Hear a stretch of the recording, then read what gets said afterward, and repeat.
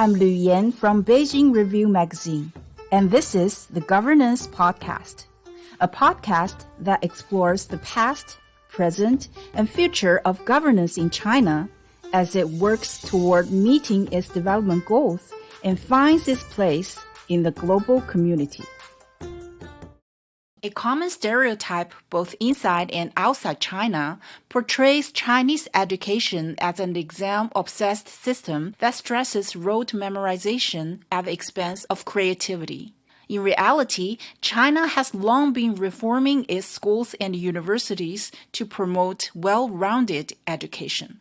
President Xi Jinping is an advocate of education reform. In his eyes, neither families nor schools should overemphasize test scores. He said in March 2021 that scores are short-term results and that education should be viewed in the context of a person's lifelong goals. Xi also said, education fails if it does not help a person develop a healthy and mature character.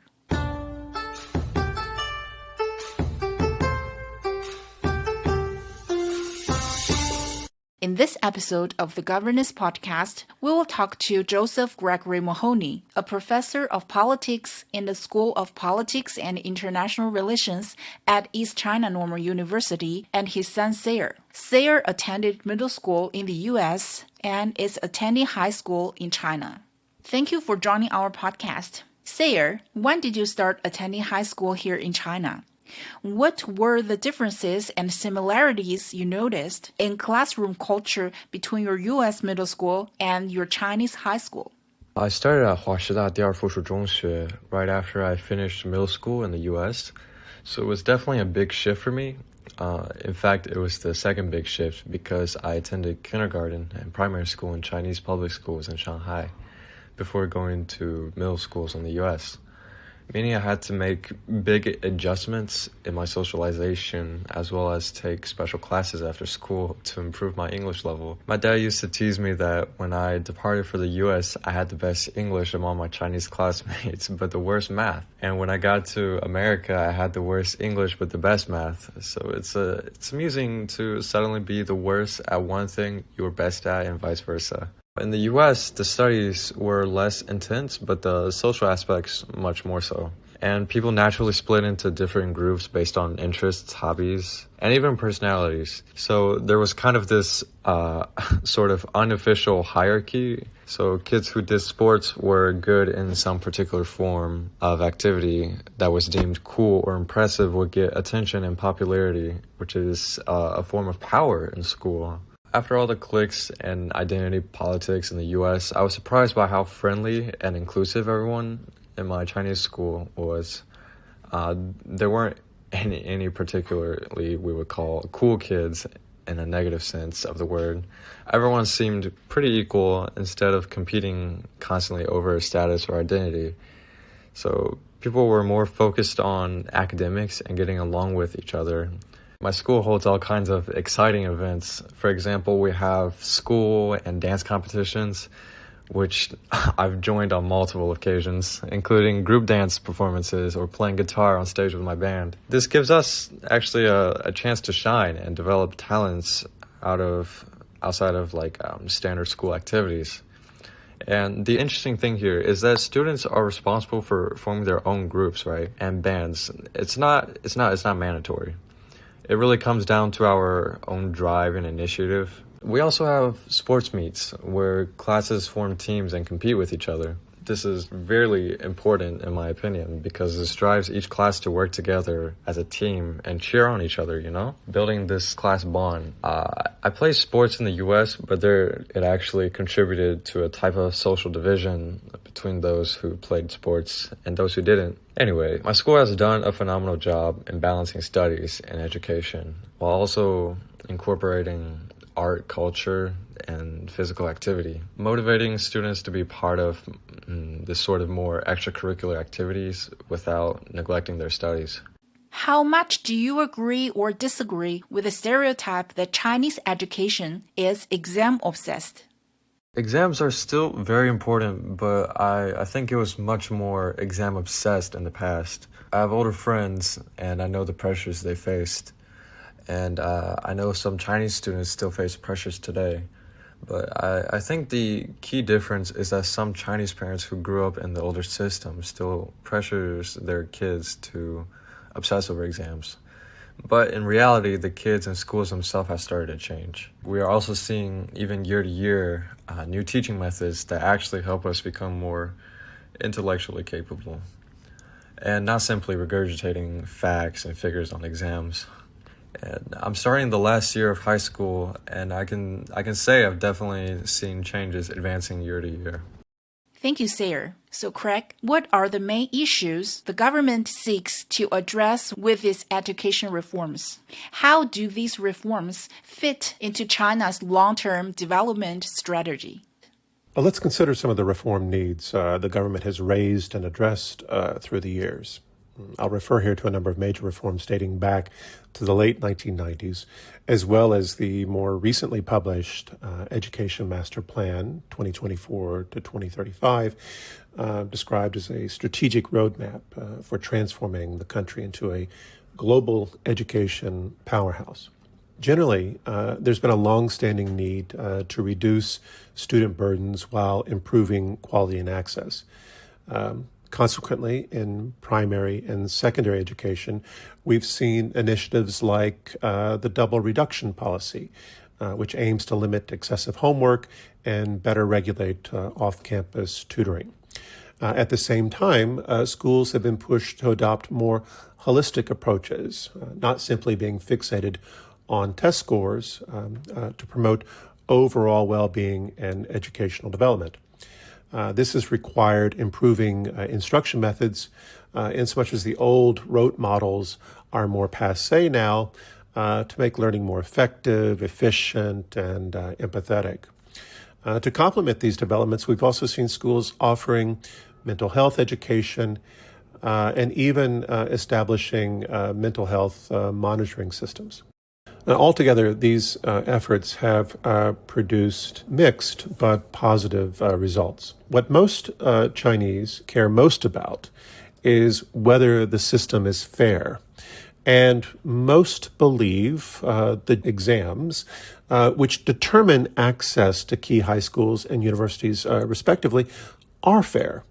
In fact, results from these exams are still the most important criteria for determining access to the best programs. However, the exams themselves have been reformed to make them less severe.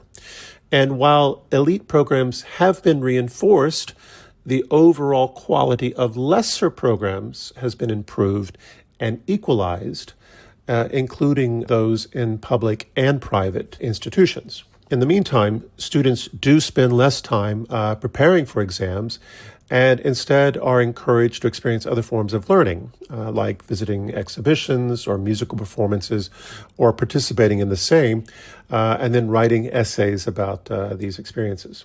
Additionally, in order to overcome the limits of rote learning associated with science education and thereby lay new foundations for innovation, we've seen the introduction of the Wotu plan for primary and middle school students and the Tuoying plan for high schoolers as new models for cultivating top-tier scientific literacy conducive to contributing to innovation in strategically urgent and emerging fields. In higher education, we've seen reforms like the double first class initiatives started in 2015, which have employed a strategy similar to the Centers of Excellence model in the U.S., which in China's case invested in universities with the greatest potential for breaking through as elite institutions globally. These efforts have met with considerable success, and while these institutions now play a leading role in generating and disseminating knowledge nationally, they've also been increasingly recognized with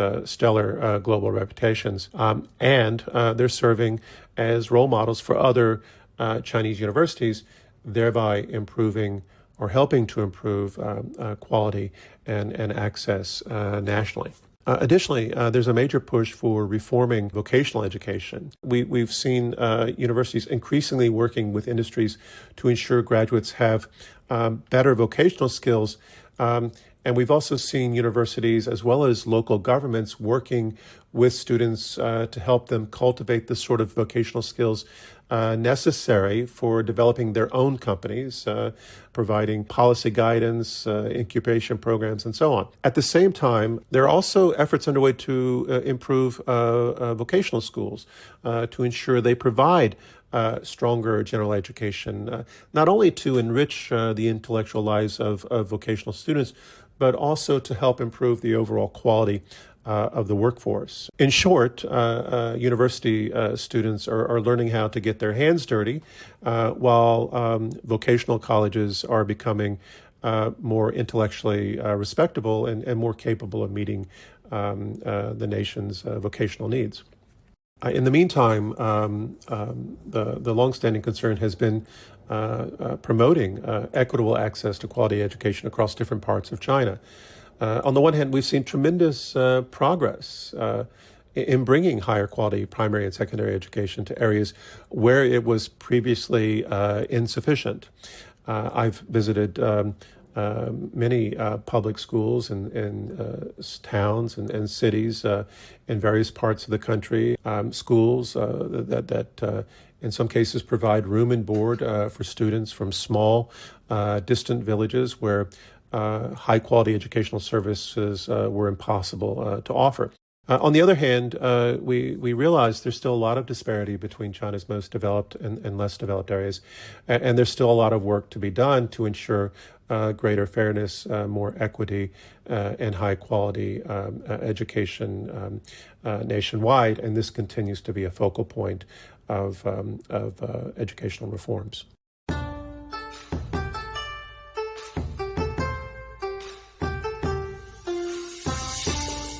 In pursuing these reform goals, what shifts have you seen in how policymakers view the purpose of education and the best ways to teach? How have the views of schools and families changed in response to the reforms?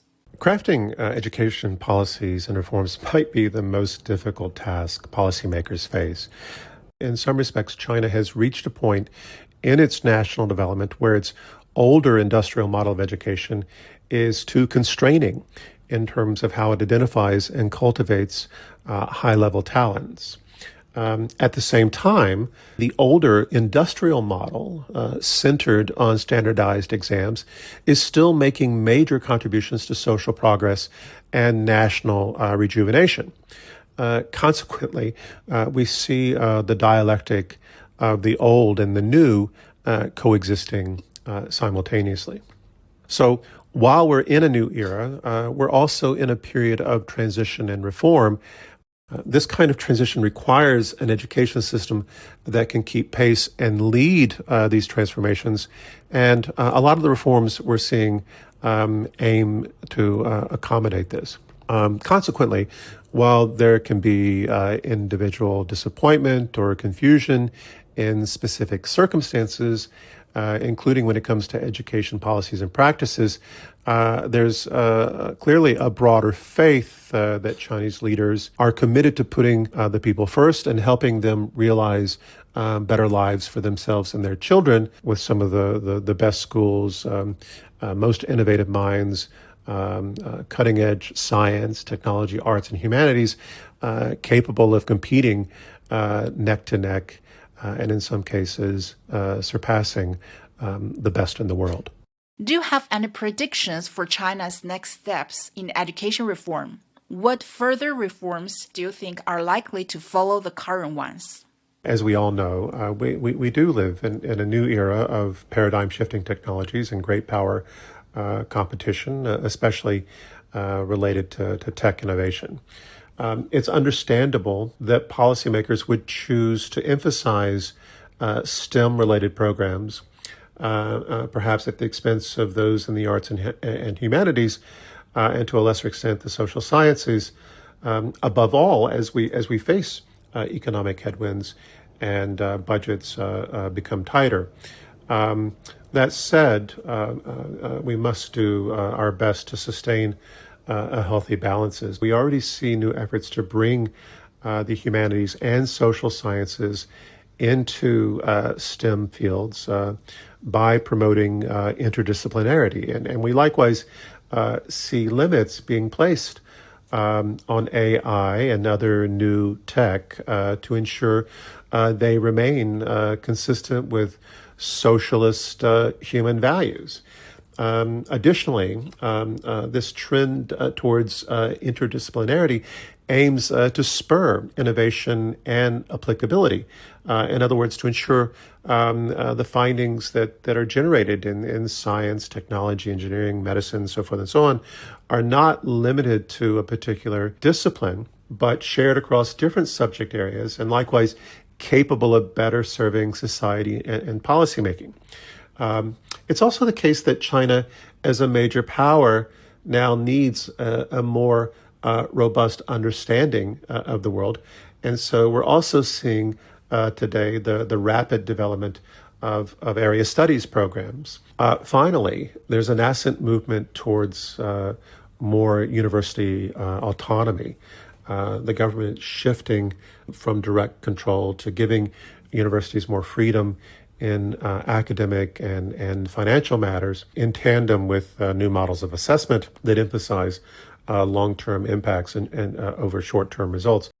Thank you for your insights. Let me make a brief summary. In recent years, China has redoubled its efforts to reform its education system in keeping with evolving needs of society. For instance, it has laid greater emphasis on inquiry-driven learning to foster creativity, as well as the role of arts, sports, and vocational skills. Many universities are integrating entrepreneurship courses into their curriculum. Teacher rotation and online teaching are helping ensure reforms reach underprivileged regions. These efforts are reshaping the landscape of education in China into one that balances fundamental knowledge with innovation, collaboration, and holistic personal development. Throughout this series, we'll be exploring topics related to President Xi and how governance is practiced in China. To stay up to date on the podcasts, visit the Beijing Review website, bjreview.com. Find us on YouTube or Spotify with the tag Beijing Review, or look for us where you get your podcasts. I'm Lu Yan in Beijing. Thanks for listening to the Governance Podcast. Bye for now.